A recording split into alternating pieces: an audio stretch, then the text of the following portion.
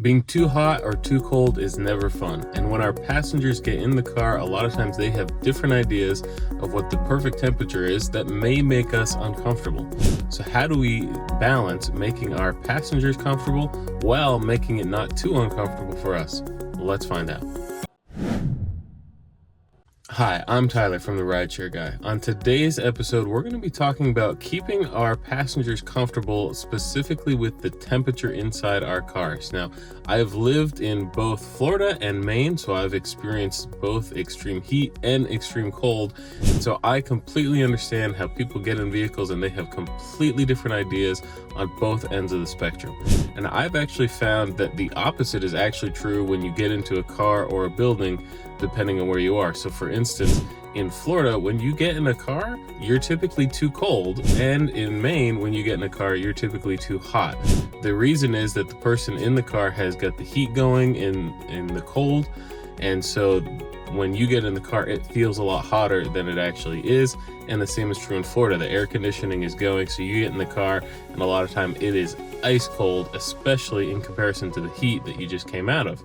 So a lot of times passengers will get in and they will have requests, or sometimes it'll feel like a demand that you adjust the temperature. So how do you balance it so that it's comfortable for you and for your passengers?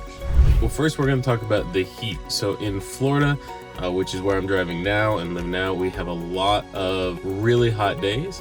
So what I have found that's most useful for me is, rather than have the air conditioning vents blowing directly on me, I am kind of pointed outward, especially in my vehicle, because there's no vents in the back seat. So all of the air conditioning that they're going to get is going to be from the front of the vehicle. So you want to make sure that you have something or the vent going back there so that they're receiving some of the air conditioning as well.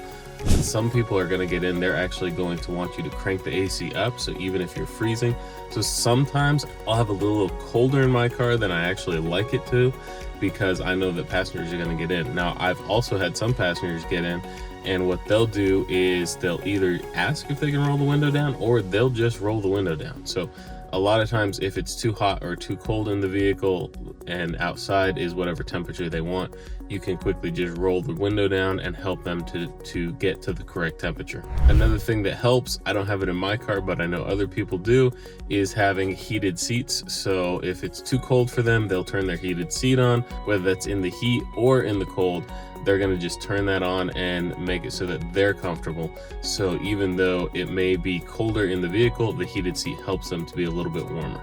Also, for cold areas, I like to have the heat on my feet. Heat is going to rise, plus my feet are always colder no matter what. I actually will sometimes have compression socks on just to get better circulation in my feet to make them even more warm. But when it's cold out, I always have the heat on my feet, even if I need to roll the window down just a little bit to get some of the cold air in so that it's not too hot in the vehicle. So that's one way that I've been able to balance it out. Now, when a passenger's in the vehicle, I wouldn't have a window down, because I know as a passenger, I don't like having the wind blowing through. And if I'm working on something in the back while I'm riding, or not me, but some others will be so concerned with their hair, they don't want their hair blowing, especially if sometimes you're picking them out to go out for the night. They want to make sure that they're looking as best as they can when they get there. So I won't have the window rolled down, but I will allow them, if they want and ask, to roll the window down, because then any consequences to that is on them.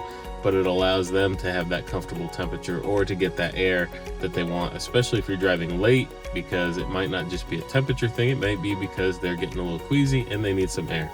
So definitely something that you want to be cognizant of, and always let your passengers roll the window up and down, even if you turn or disable it on your end so that they can't do it and they just ask and you roll the window down for them.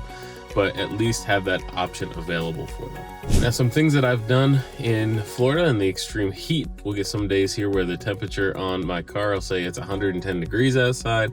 It feels really, really hot. So some things that I've done is have a little cooler in the back with bottles of water. So even if they can't get cool enough based off the air conditioning in the car, they can still get cool enough because of the nice cold drink that I have. Plus, they usually appreciate it. Sometimes I'll even tip for it. but I have the bottle of water anyway. I usually have it for myself, and I have quite a few just because I don't want to run out, so I don't mind sharing it if people need something or they're overheated. Another thing, because I have the air conditioning vents pointed to the back, a lot of times I can just move them just a little bit more so they don't even hit me, and then I can just crank the AC all the way up to let them cool off in the back.